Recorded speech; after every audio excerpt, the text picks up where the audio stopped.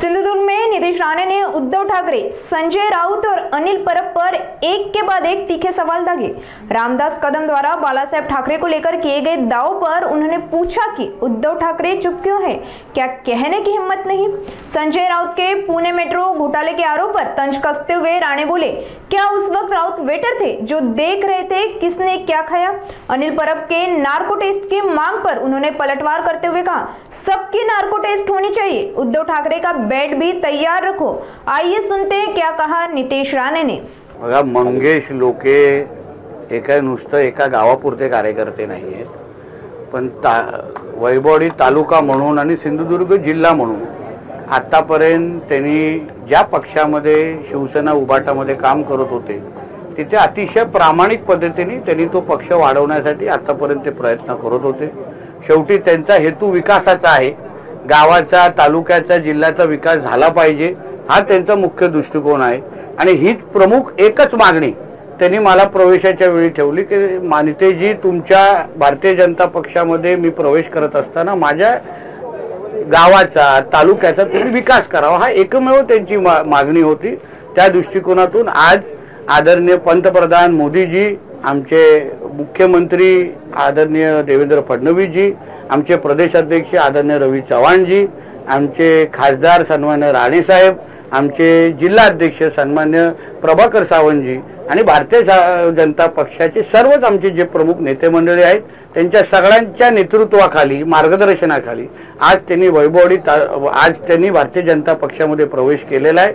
आम्ही सगळेजण खांद्याला खांदा लावून त्यांना पूर्ण पद्धतीने ताकद देण्याचं काम आम्ही ह्यापुढे आता करणार आहोत। आणि मला विश्वास आहे एवढा ताकदीचा कार्यकर्ता जेव्हा आमच्या भारतीय जनता पक्षामध्ये येईल तो निश्चित पद्धतीने येणाऱ्या प्रत्येक निवडणुकीमध्ये त्यांच्या ताकदीचा फायदा भारतीय जनता पक्षाला मिळेल। शक्ती वादळ जे आहे, चक्रीवादळ, ते अरबी समुद्रात ऍक्टिव्ह झालंय, कोकण किनारपट्टीला धडकेल अशी शक्यता आहे। आपण या खात्याचे मंत्री म्हणून काय त्या दृष्टिकोनातून आमचं सगळं लक्ष आहे।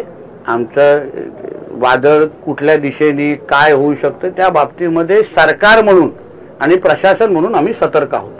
सर, संजय राऊत असं म्हणतात की पुणे मेट्रोच्या कामात भाजपच्या आणि शिंदे गटाच्या लोकांनी 12,000 कोटी रुपये खाल्ल्याचं वाटतं। ठीक आहे, आता कोणी काय खाल्ले हा बघण्यासाठी काय तिकडे वेटर होता काय? म्हणून त्यांनी या गोष्टीची चिंता सगळ्या करू नये।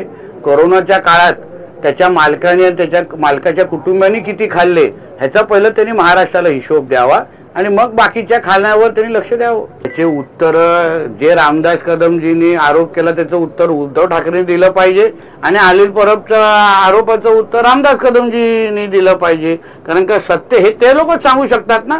कालपासून जी माहिती रामदास कदमजींनी बाहेर काढली बाळासाहेबांच्या संदर्भात त्याच्या बाबतीचं स्पष्टीकरण उद्धव ठाकरे का देत नाहीये, का गप्प आहेत?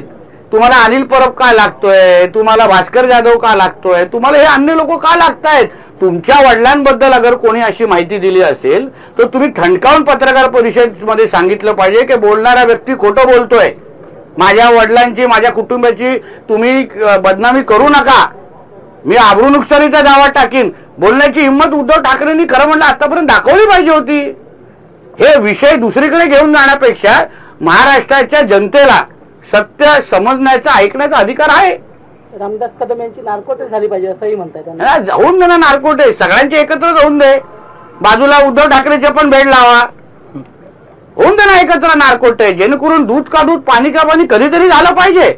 आम्ही दिशा साहेबांबद्दल बोलतो, आदित्य ठाकरे गप्प, आता बाळासाहेबांबद्दल विषय आला, उद्धव ठाकरे गप्प। ह्याच्यापेक्षा अगर नार्को टेस्ट अगर एकमेव मार्ग असेल तर एका बाजूला एक दुसऱ्याच्या बाजूला सगळ्यांना झोपवा आणि नार्को टेस्ट करून घ्या।